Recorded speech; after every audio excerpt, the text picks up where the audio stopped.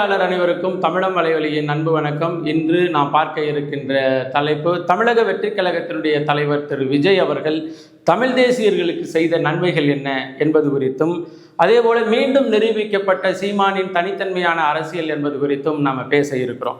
தமிழக வெற்றி கழகத்தினுடைய மாநில மாநாடு, இரண்டாவது மாநாடு முடிந்து 2 நாட்கள் ஆகிறது. அந்த மாநாடு குறித்து, அந்த மாநாட்டில் அந்த கட்சியினுடைய தலைவராக இருக்கின்ற விஜய் அவர்களினுடைய பேச்சு குறித்து, அந்த மாநாட்டினுடைய பிந்தைய நிகழ்வுகள் குறித்து விரிவாக அரசியல் தளத்தில் உரையாடப்பட்டு கொண்டிருக்கின்றது. தமிழக வெற்றி கழகத்தினுடைய தலைவராக இருக்கின்ற விஜய் அவர்களினுடைய அரசியல் வருகையை மிகவும் நேசித்த ஒரு அரசியல் பிரமுகர், ரொம்ப தெளிந்த அரசியல் பார்வையுடைய ஒரு நபர். அவரோடு உரையாடுகின்ற வாய்ப்பு நேற்று கிடைத்தது.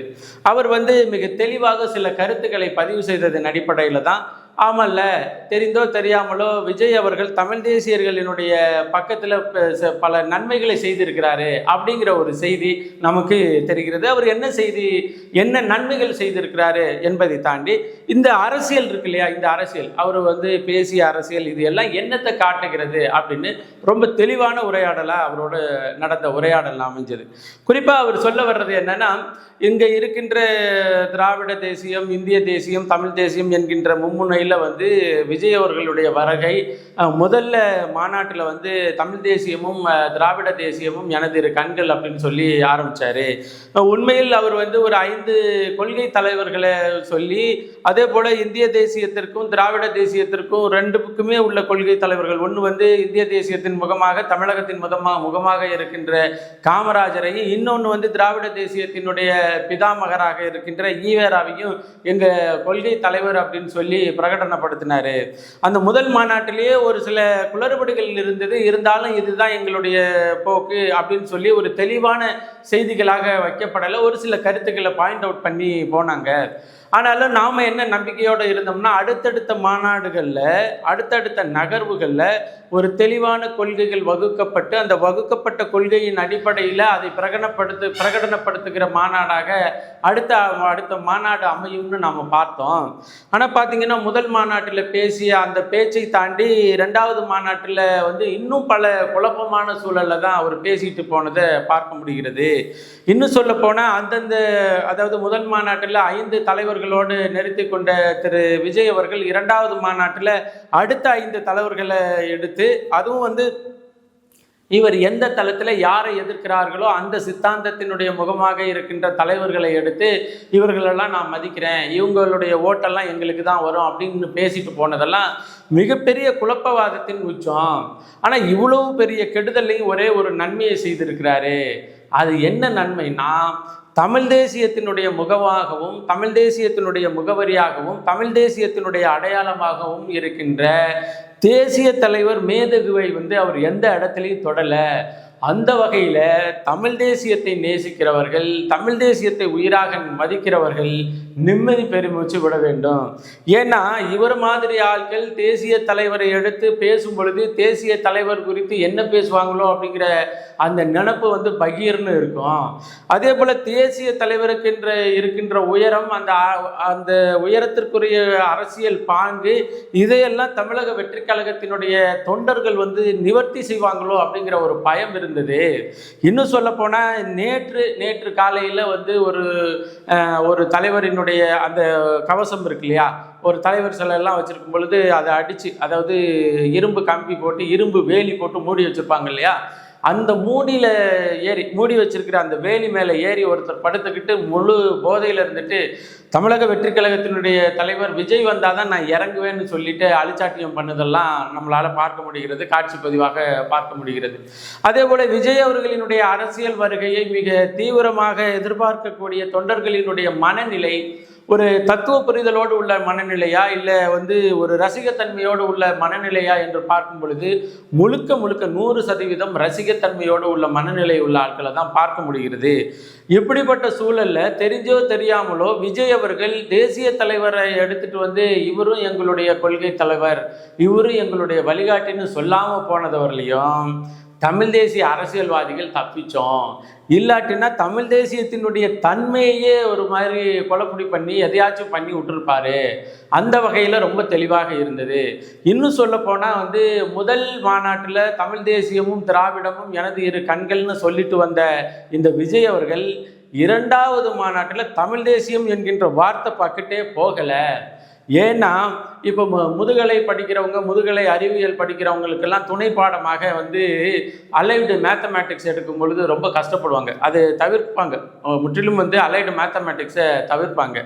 அதே போல் அரசியலை இங்கே தமிழ்நாட்டில் அரசியலை பொறுத்தவரையிலையும் ஒரு தத்துவ அரசியலை எல்லாருமே தவிர்க்கிறதுக்கு காரணம் என்னன்னா, தத்துவ அரசியலின் பக்கம் போய் நின்றுட்டா தத்துவத்திற்கு நேர்மையாக நிற்க வேண்டி வரும்.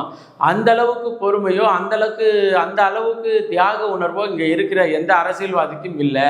அதனால நாங்கள் இந்த தத்துவத்தில் இருக்கிறாங்கன்னு சொல்லுவாங்களே ஒழிஞ்சி அவர்களுடைய வாழ்க்கை முறையிலையோ அவர்களுடைய நடைமுறையிலையோ அவர்களுடைய அரசியல் நகர்ச்சி முறையிலையோ தத்துவத்தை கொண்டுட்டே போக முடியாது.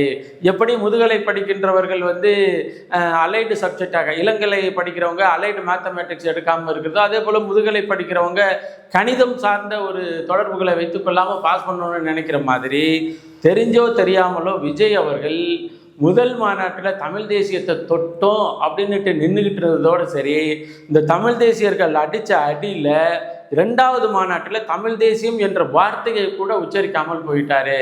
அந்த வகையில் தமிழ் தேசிய அரசியலினுடைய தனித்தன்மையானது இந்த திரை நட்சத்திரங்களினுடைய வருகையால் பாதுகாக்கப்பட்டது. வருகையால் பாதுகாக்கப்பட்டதுன்னா எந்தவித குழப்படிக்கும் உள்ளாக்கப்படாமல் பாதுகாக்கப்பட்டது அப்படின்னு அந்த உரையாடல் முடிஞ்சுது. உண்மையில் அந்த உரையாடலின் போது நாம் தெரிஞ்சுக்கிட்ட உண்மை என்னன்னா, இந்த தத்துவார்த்த அரசியலை முன்னெடுக்கின்ற ஒரு கூட்டத்தை இவர்கள் எப்பொழுதும் தொடக்கூட முடியாது. ஏன் என்றால் இவர்கள் அதில் பாதாளத்தில் இருக்கிறாங்க. தத்துவத்தை முன்னெடுக்கின்ற அரசியல் கூட்டம் ஒரு அரசியல் பரிணாம வளர்ச்சியினுடைய ஒரு உயரத்தில் இருக்கு அப்படிங்கிறத ரொம்ப தெளிவாக நம்மளால் புரிந்து கொள்ள முடியுது.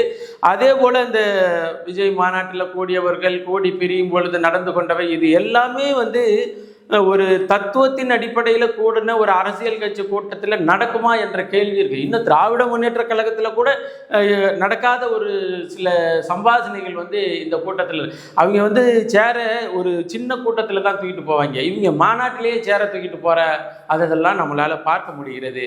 இந்த இப்போ நீங்கள் 2016 2009 இயக்கமாக இருந்து 2010 கட்சியாக தொடங்கி 2016 முதல் சட்டமன்ற தேர்தல், 2019 பாராளுமன்ற தேர்தல், 2021 சட்டமன்ற தேர்தல், 2024 பாராளுமன்ற தேர்தல், 2026 சட்டமன்ற தேர்தலை எதிர்கொள்ள இருக்கின்ற நாம் தமிழர் கட்சியினுடைய அரசியல் பரிணாம வளர்ச்சியில் ஒவ்வொரு தேர்தலின் போதும் ஒரு புதுமுகங்கள் இறக்கப்படுவார்கள். அந்த புதுமுகங்களை இறக்கி நாம் தமிழர் கட்சியினுடைய வளர்ச்சியை தடுத்து விட வேண்டும். அதாவது யாரை பார்த்தாலும் சரி, விஜய் வருகைக்கு கொஞ்சம் நாளில் பார்த்தீங்கன்னா தாம் தமிழர் கட்சியினுடைய வாக்கு சதவீதம் பெறுகிறது, அது இது அப்படின்னு சொல்கிறதெல்லாம் நம்மளால் பார்த்தோம். இதுக்கு முன்னாடி அது மாதிரி தான் அமமுக வந்த பொழுது நாம் தமிழர் கட்சியினுடைய வாக்கை தான் அவங்க எடுக்க போகிறாங்க. அதே பொழுது இவர் யார் நம்ம மக்கள் நீதி மையம் வந்த பொழுது நாம் தமிழர் கட்சியினுடைய வாக்கை தான் அவர் பிரிக்க போகிறாங்க. இப்படின்னு சொல்லிக்கிட்டே வந்ததனுடைய தொடர்ச்சியாக விஜய் அவர்களினுடைய வருகையிலையும் நாம் தமிழர் கட்சியினுடைய வாக்குகள் தான் பெரிய போகிறது அப்படின்னெல்லாம் சொன்னவங்களுக்கு இந்த மாநாட்டில் விஜய் அவர்கள் 2 முக்கியமான செய்தியை பதிவு பண்ணியிருக்கிறாரு. என்ன செய்தியை பதிவு பண்ணியிருக்கிறார்னா, நான் வாங்க போகிற வாக்குங்கிறது முழுக்க விஜய் அவர்களினுடைய தரிசனம் கிடைத்து விட்டால் மட்டும் போதும் என்று நினைக்கின்ற ரசிகத்தன்மையோடு கூடிய கூட்டத்தினுடைய வாக்கு மட்டும்தான் நான் வாங்க போகிறேன். என் மீது நம்பிக்கை கொண்டு முதல் மாநாட்டில் கூடிய ஒரு சில பேர் தத்துவத்தினுடைய எதிர்பார்ப்பை என்னிடமிருந்து எதிர்பார்த்ததன் அடிப்படையில் என்னால் நிவர்த்தி செய்ய முடியாது என்ற சூழலில் 2வது மாநாட்டில் அவங்களெல்லாம் வரல. அதனால தான் முதல் மாநாட்டில் கூட்டின கூட்டத்தில் முக்கால்வாசி கூட்டம் தான் 2வது மாநாட்டில் கூடியிருக்கு. ஒரு பக்கம் என்னால் தத்துவார்த்த அரசியலை கொண்டுட்டு வர முடியாது, அதில் என்னால் நிற்க முடியாது. நான் முழுக்க நிற்கிறது திரைபிம்பம் என்ற அரசியலில் தான் நிற்கிறேன். அதே போல் பிரபாகரன் போன்ற தலைவர்களினுடைய தமிழ் தேசியர்களினுடைய முகமாக இருக்கின்ற தலைவர்களினுடைய பேரை கூட உச்சரிக்காமல் அந்த மாநாட்டு பேச்சு போனதிலிருந்து இந்த பக்கத்து நான் மறந்து எட்டி பார்க்க மாட்டேன் அப்படிங்கிறது நிரூபணமாயிருக்கு. கூடுதலாக இந்த மண்ணின் மக்களினுடைய தத்துவார்த்த அரசியல் என்கின்ற உயரிய பின்பத்திற்கு எந்த காலத்திலையும் எவரும் இடையூறு இல்லை. குறிப்பாக நாம் தமிழர் கட்சியினுடைய தலைமை ஒருங்கிணைப்பாளர் அண்ணன் சீமான் அவர்களினுடைய அரசியல் பெரும் பயணத்தில் எவரின் வருகையும் இந்த தமிழ் தேசிய அரசியலை பாதிக்காது என்பது மீண்டும் நிறுவனமாயிருக்கு. திரு விஜய் அவர்களினுடைய 2வது மாநில மாநாட்டினுடைய பேச்சுகளின் மூலமாக, அதன் பிறகு அவர் நடந்து கொண்ட அந்த செயல்பாடுகளில் அவருடைய தொண்டர்கள் நடந்து கொண்ட செயல்பாடுகளின் அடிப்படையில் மீண்டும் நிறுவனமாயிருக்கு. அதே போல செய்தியாளர்கள் சந்திப்பில் அண்ணன் சீமான் அவர்கள் சொன்னதுதான், ஒரு தத்துவார்த்த அரசியல், அந்த அரசியலை வீழ்த்துவதற்கு இன்னொரு ரசிகத்தன்மையோட அரசியல் ஒரு காலம் வீழ்த்த முடியாது. அதற்கு எதிர்நிலையில் இருந்து வேலை செய்யக்கூடிய இன்னொரு தத்துவார்த்த அரசியலால் தான் ஒரு தத்துவார்த்த அரசியலை வீழ்த்த முடியும் அப்படின்னு மிக தெளிவாக பதிவு பண்ணியிருக்கிறாரு. அதனால தமிழக வெற்றி கழகம் என்கின்ற இந்த ரசிக கூட்டங்களினுடைய அரசியல் தத்துவார்த்தத்தினுடைய அரசியலின் முகமாக இருக்கின்ற தமிழ் தேசிய அரசியலினுடைய உயரத்தை கூட எட்டி பார்க்க முடியாத ஒரு சூழல் இருக்கு. கூடுதலாக நாம உயிரா நேசிக்கின்ற ஒரு தலைவரை எடுத்து மருந்துக்காக கூட பேசாது இருந்தது இந்த தமிழ் தேசிய அரசியல் தளத்திற்கு அவர்கள் செய்த நன்மை என்று கூட சொல்லலாம். குறிப்பா பாத்தீங்கன்னா, இப்ப ஓட்டுக்காக தான் இவர் விஜயகாந்தை கூப்பிடுறாரு, அண்ணாவை கூப்பிடுறாரு, எம்ஜிஆரை கூப்பிடுறாரு, அஜித்தை கூப்பிடுறாரு, அந்த கட்சிகள் எல்லாம் எதிர்க்கிறாரு. இவர்கள் எல்லாம் முகமாக இருந்த அந்த கட்சிகள் எல்லாம் எதிர்த்துட்டு அவங்களெல்லாம் வாங்க அப்படின்னு கூப்பிடுவதற்கு மிக முக்கியமான காரணம் என்னன்னா, இந்த ஓட்டு தேர்தல் அரசியல் என்கின்ற ஓட்டு. அதற்காக கூட தமிழ் தேசியத்தினுடைய முகமாக இருக்கின்ற தலைவரை இவர் பயன்படுத்தவில்லை என்கின்ற மிகப்பெரிய நிம்மதியோடு இவர் தெரிஞ்சோ தெரியாமலோ இவருடைய நடவடிக்கையின் மூலம் தமிழ் தேசியர்களுக்கு ஒரு நன்மை செய்திருக்கிறார். ஏன்னா இப்போ தலைவரை எடுத்து இவங்க பயன்படுத்துறதுல நம்மளுக்கு ஒரு பிரச்சனை இல்லைன்னு வச்சுக்கல, ஆனால் தலைவருக்கே உரிய புனிதத்தன்மையோடு அவர்கள் பயன்படுத்துவார்களா என்ற அச்சமும் ஒரு பயமும் இருந்தது. அந்த இதை அவங்க செய்யாம விட்டது தான் மிகப்பெரிய நன்மையாக இருந்தது. ஆக இவர்கள் ஒருபொழுதும் தமிழ் தேசியத்தினுடைய அரசியல் வளர்ச்சியினுடைய பாதையை கூட நெருங்க முடியாது என்பதை மீண்டும் நிரூபித்திருக்கிறார்கள் என்பதை பதிவு செய்து மீண்டும் ஒரு காணொளி பதிவில் இணைவோம். நன்றி, வணக்கம்.